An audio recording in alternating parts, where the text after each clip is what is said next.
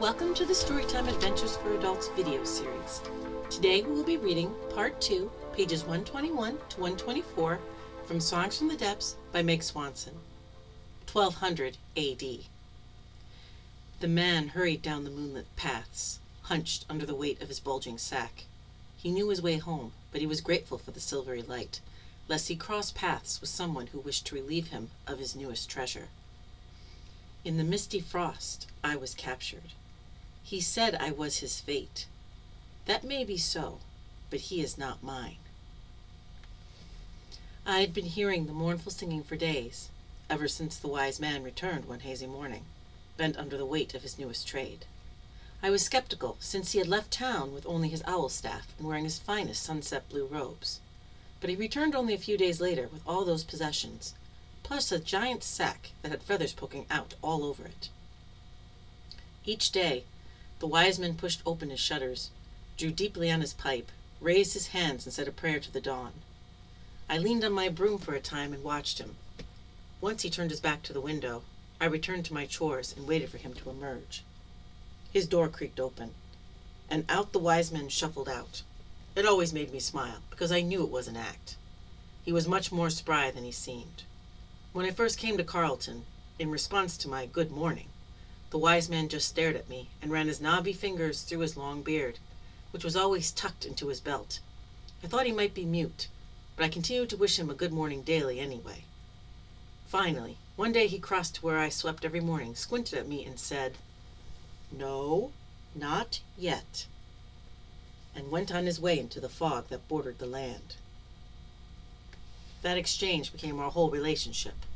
I waved and called out, "Good morning," and he crossed over to me, squinted into my face, and said, "No, not yet." Then came the day he returned with the bulging sack on his back. He stopped, still carrying the bag, smiled, and said, "Ah, we're getting closer now." Closer? Closer to what? I didn't know. My guardian, Sir Hector, warned me that the wise man was no one to be trifled with, because he was the only person who could navigate the white wall of mist that edged our land. I nodded now, remembering when I first started working for Sir Hector.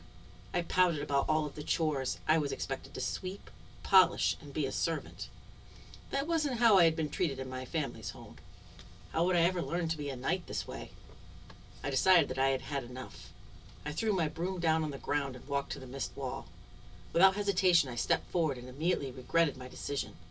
I was overcome by complete disorientation. I felt as though I were drowning and collapsed under the weight of the fog.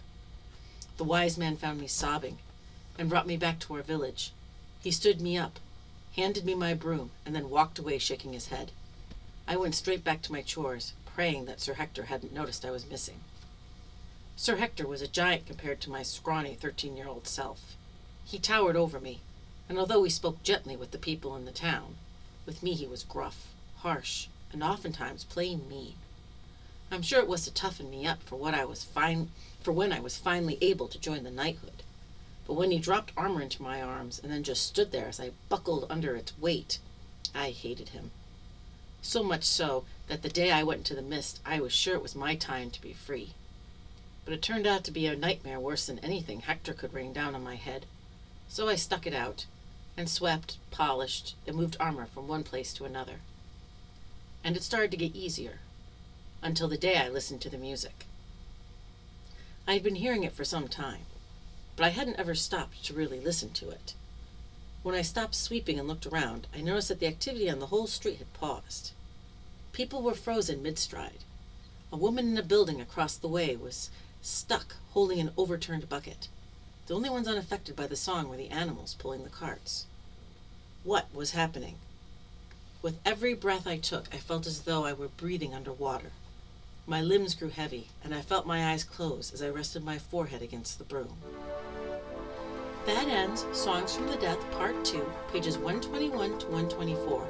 If you would like to purchase Meg Swanson's book, visit www.megswanson.me. For now, I'm going to take a break from doing YouTube videos until March 2026.